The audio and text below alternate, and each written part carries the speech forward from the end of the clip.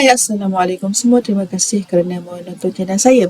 Hari ini saya nak ajak anda jom celik cukai untuk perniagaan dan bisnes. Anda perlu ambil tahu dan walaupun anda tak expert, untuk memastikan anda faham cukai dan kesannya pada perniagaan anda. So simple, basic things anda kena tahu. Okey, pertama, anda tahu tak jumlah keuntungan syarikat anda dalam untung rugi yang dipresentkan dalam nyata pendapatan itu, dan jumlah pendapatan yang dikenakan cukai adalah dua nombor yang berbeza. Anda jangan ingat jumlah itu sama ya. Contoh dekat sini, nampak tak? Pendapatan tolak perbelanjaan 106, untung anda 30,000. Anda jangan ingat 30,000 ini adalah jumlah yang dicukai. Tak, cukai tak bekerja macam tu. Kadang-kadang anda dapat rugi pun anda masih kena bayar cukai. Sebab anda kena tahu apakah jumlah cukai yang dikenakan kepada anda. Ya, dia tak ikut anda punya penyata untung rugi. Jom kita tengok macam mana cara cukai dikira untuk perniagaan anda. Okey. Contoh, ini adalah penyata pendapatan, tolak jualan anda dapat rugi. Kalau biasanya orang akan fikir, oh rugi tak perlu bayar cukai. Salah ya. Okey. Dah tu macam mana nak kira pendapatan yang dikenakan cukai? Okey, jom kita belajar macam mana pendapatan cukai dikira secara basic, secara asas yang anda kena dapat idea macam mana cukai dikira. Okey, contoh ya. Sekarang kerugian anda 800. Ini kerugian anda 800. Perbelanjaan yang ditambah balik, maksudnya perbelanjaan yang tidak dibenarkan, yang tidak dikira sebagai perbelanjaan syarikat, perlu ditambah balik. Dekat sini, anda tengok adalah contoh yang saya bagi ialah susuk nilai aset 5,000 tambah balik. Sebab dia tidak dibenarkan. Dia ada capital allowance. Okay. Lepas tu software. Software anda guna software daripada US, luar negara. Anda kena double tax, anda kena withholding tax ataupun dikeluarkan balik daripada anda punya perbelanjaan. Tambah balik kat sini. Entertainment, bakal pelanggan, bukan pelanggan. Tambah balik dekat sini.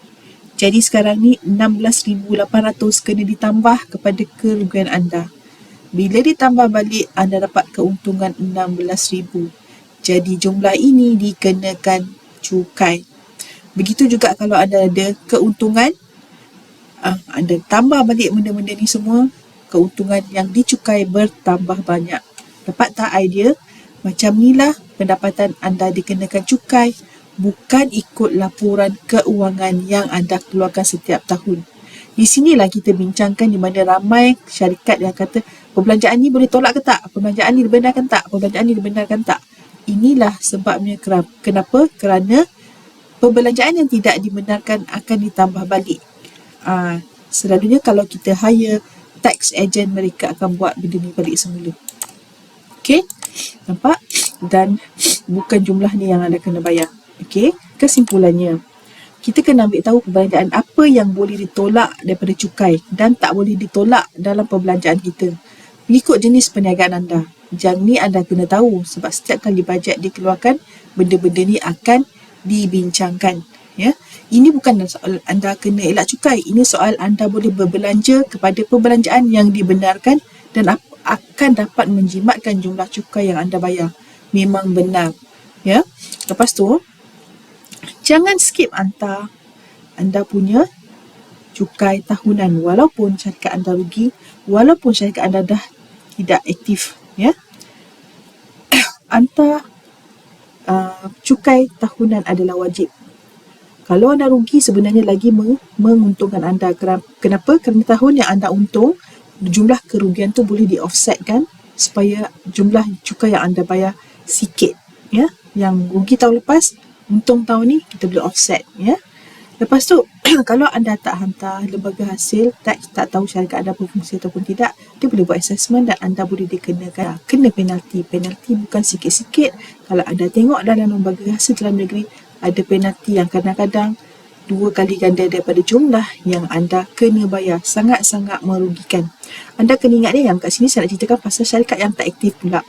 Kalau anda tak aktif, anda tak hantar, sampai masa anda nak tutup company, anda tidak dibenarkan tutup company sekiranya anda tak bayar hutang dengan lembaga hasil.